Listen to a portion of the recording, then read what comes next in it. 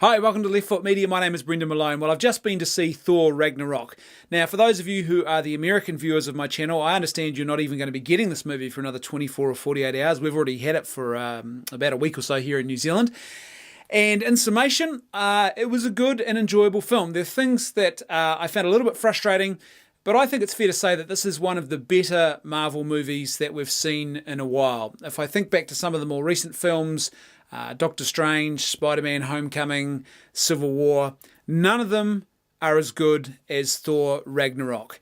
Doctor Strange, Spider-Man Homecoming, they're sort of just generic comic booky type movies. There's nothing really standoutish about them. Civil War was a mess, I think, in my personal opinion. It didn't really handle the ensemble cast and a sort of multitude of plot lines in a particularly good or exciting or enjoyable way. If you're just an average moviegoer, if you're a diehard Marvel fan, you obviously, because I've heard a lot of feedback from diehard Marvel fans who didn't like my in-depth review of Captain America Civil War, but I think for your average fan, it wasn't the greatest experience. All of those things are done a lot better in Thor Ragnarok. You've got an ensemble cast, you've got a Marvel movie, and it's really, really good. There's no doubt that there is a huge Guardians of the Galaxy influence here on this film. There is the humour and the style of humour very much is in the style of Guardians of the Galaxy, that tone that they set, and also the colour palette in this film. It really is reminiscent of Guardians of the Galaxy. In fact, I would say that this, for my way of thinking, I loved the first Guardians of the Galaxy movie. I really loved it.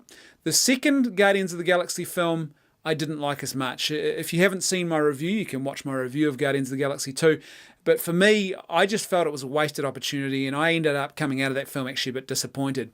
I felt that Thor Ragnarok, interestingly enough, was more of a Guardians of the Galaxy 2 film, was more faithful to what Guardians of the Galaxy actually is than what Guardians of the Galaxy 2 was. As I said, the colour palette, the humour, and there's also a really strong retro feel in this film. Thor Ragnarok also has a Deadpool influence. You can definitely see it. It's not as strong as the Guardians influence, but some of the humour.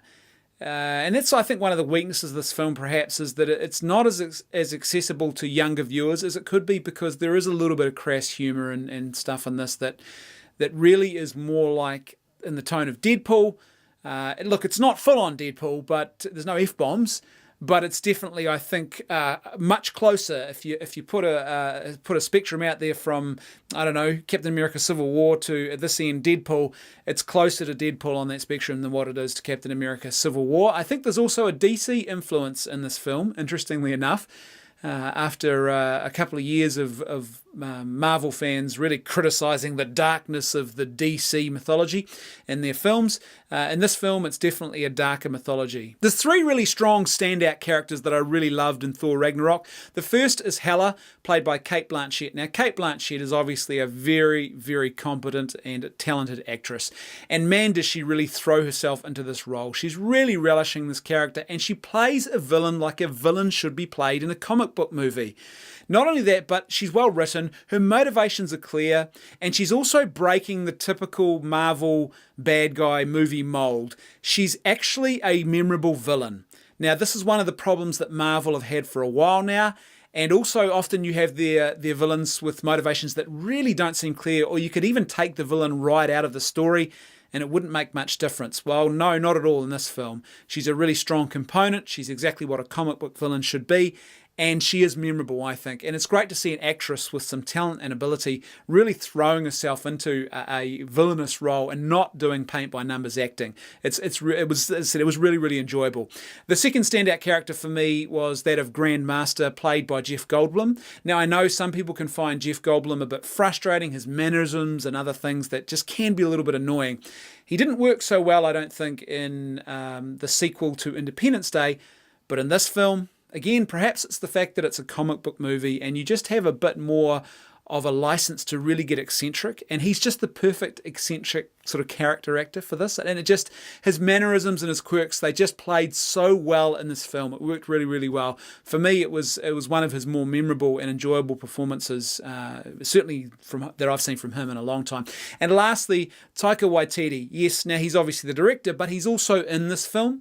He plays a character, or he voice acts a character called Korg, and it was really, really enjoyable. I don't know whether it's just the Kiwi in me. I'm a New Zealander. Taika Waititi is from New Zealand, and there's a lot of New Zealandisms about the way that his humour. There's lots of year bros in this character, and it was really, really enjoyable. I really loved his final joke at the very end of the film. I thought it was just a perfect way to close out the film. I also love the visuals in this film. There are lots of magnificent visuals, and as I said, the colour palette is really awesome. The soundtrack I thought was great. It's been a while since a Marvel movie hasn't had a sort of generic sounding soundtrack. This one was great. It didn't sound generic. There was just a bit more gravitas to the soundtrack, and it actually, interestingly, I think very well, it went from sort of an 80s synth soundtrack at points to a strong orchestral score, and it was really great. It worked really well. The Immigrant Song, it was awesome that they used Led Zeppelin's Immigrant Song in this movie. However, my criticism that I would have of that is this: they should have only used it once. They use it twice.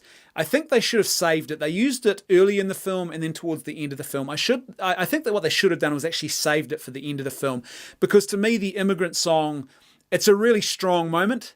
It's a great piece of music. It really suits this character in this film, but I think it would have been even stronger if they'd just used it once towards the end of the film instead of using it twice and perhaps spoiling it a little bit. Also, the humour in this movie, I think, just gets a little bit too much. The humour, as I said, is in the style of Guardians of the Galaxy, and how I think it gets a little bit too much is, I don't know if there was too much of it per se, but what I think was a little bit frustrating was, apparently I've heard that Taika Waititi suggested that up to 80% or approximately 80% of this film was ad-libbed, and it does show a little bit. And I guess it's easy to forget when you're actually making the film, because films are usually shot out of sequence, and they, spend a lot of time prepping, and then they turn up and they take that one shot and then they go away again. So it's easy to forget what this is going to look like and feel like when you construct a movie where everything is going to be watched back to back to back to back to back. And so, unfortunately, I think it does feel a little bit like the humour and the ad-libbed humour feels a little bit too frequent once you stick it all together. It wouldn't have felt that way when they were shooting it, because there would have been big pauses between the different scenes and takes that they were shooting. But it does feel a little bit too much. And one of the big things, I think, is perhaps not so much the fact that there's lots of it, but the fact that there's no real straight man in the movie, and or certainly amongst the main characters, and you really need that. You actually need, like, what you've got here is, apart from Cate Blanchett, now she has one moment where she's talking to Carl Urban in the throne room, where she has a brief bout of what I think is probably improvised humour, but the rest of the time she really does play her character in a very serious and sort of owned way. She is that character. However, the rest of the main characters, there's just a lot of humour and ad-libbed humour, and there's no real straight man. And what you need in comedy of this sort, I think, is if you're going to have a comedic character, you need a straight man to bounce off of. And that character, the character of the straight man, is missing. And so what happens is all of the characters start doing the same type of improv, almost mockumentary style humour, self-effacing stuff, reminiscing, talking to themselves about observations they've made, etc., etc. And it sort of loses its impact, and that was a bit of a shame. Taika Waititi, his style of humour was a little bit different, actually, interestingly enough, and I think he works, and it's also not as much of him. But as I said, I felt the humour just got a little bit too much. The other thing that I found really frustrating, and I wish they hadn't done this, was, yet again, the trailers have spoiled a big part of this film for us.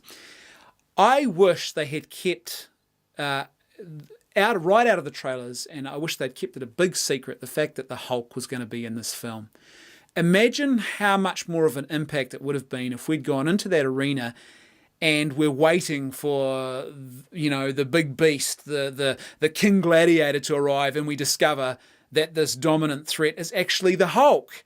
And they know each other, and I think it would have really had a bigger impact for the audience. It would have been like, wow, the Hulk's in this film, and it would have been the same sort of impact that Thor was having on screen. It's like, hey, we know that guy. He's a good guy. This is all going to be good. And I think it would have just changed the whole dynamic of the film. The interesting thing is the film actually plays up the anticipation, but it doesn't really make sense to do that anymore. Once the trailer's revealed, not only that Hulk is in this movie, that he is actually the other chief gladiator that he's going to be battling against. The anticipation and build up to that moment just doesn't make any sense anymore. It's lost all of its drama and dramatic effect. It's all gone because oh yeah, that's Hulk they're talking about. Oh yeah, it's Hulk he's going to be seeing soon. So there's no tension there. And I think that was a real shame. That's a lost opportunity. Interestingly enough, the character of Korg, played by Taika Waititi, I don't remember much of him in the trailers at all, but I think what they could have done was had more of him, just a couple of lines, not lots, maybe one or two of his jokes in there, and it would have been like, oh, there's a new character, and he's different enough to make you think, oh, this is interesting. It would have grabbed our attention, I think, as a potential audience. I think one thing that perhaps the studio was scared of was that because this is definitely the best Thor movie that's been made so far, and the other Thor movies have not been strong outings. And so perhaps they were scared that they were not going to get as much of an audience, that there was going to be audience drop-off unless they told us the Hulk was in this as well. But I think that that's treating the audience like idiots, and I think what they should have done was kept that as a secret, and perhaps if we'd had a little bit of Korg, I think that would have given them everything they needed to perhaps motivate any undecided voters to actually turn up to the cinema and watch the film. So it's a shame, as I said, that that was revealed. And not only that, but I think some of the key moments and the key jokes and the key plot points are revealed in the trailer. It's a real shame because basically if you've seen the trailer, you've pretty much seen the sort of the plot of the film and the heart of it. There's really not much left to the imagination, which, as I said, it's a shame, and I wish that they wouldn't keep doing it. It's not just a Marvel problem, it's a modern cinematic problem. So all in all, Thor Ragnarok, it's definitely one of the best Marvel films that's been made in a couple of years. I think it's possibly even the best since perhaps Guardians of the Galaxy. It's more faithful to the Guardians of the Galaxy mythology, ironically, than what I thought Guardians of the Galaxy 2 was. It's an enjoyable film. It's got some substance. There's actually a story here, and there's a bit of meat on the bones. So it's more than just, say, Doctor Strange or Spider-Man Homecoming, which just felt a little bit too light. At the same time, it's got an ensemble cast, but unlike, say, Civil War, which didn't handle that ensemble cast particularly well, this one actually does. And that final sort of crescendo and the way in which the characters all come together and that's all played, it actually works really well. There's very clever little writing here in the way they use characters and the way they have that crescendo, multiple characters battling different things all at once. It works. It really does work quite well. The one thing I will say, though, is if you're a parent, and this is one of my gripes about the film, is it's not really accessible to younger viewers.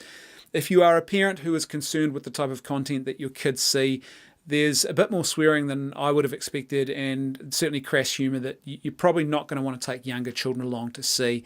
I think this movie for me is definitely, probably I would call it an R16 and above. There's no F-bombs, there's no graphic sexual scenes in it, but it's a little bit darker and the humour and stuff is a bit more crass than perhaps what you might have been used to. So if you've got younger children, it's not something you're going to be able to share with them. But it's an enjoyable outing at the movies, and I can see why it's getting such rave reviews. So there you go, Thor Ragnarok. If you've seen it, let me know what you think in the comments section below. Otherwise, see you next time on Left Foot Media.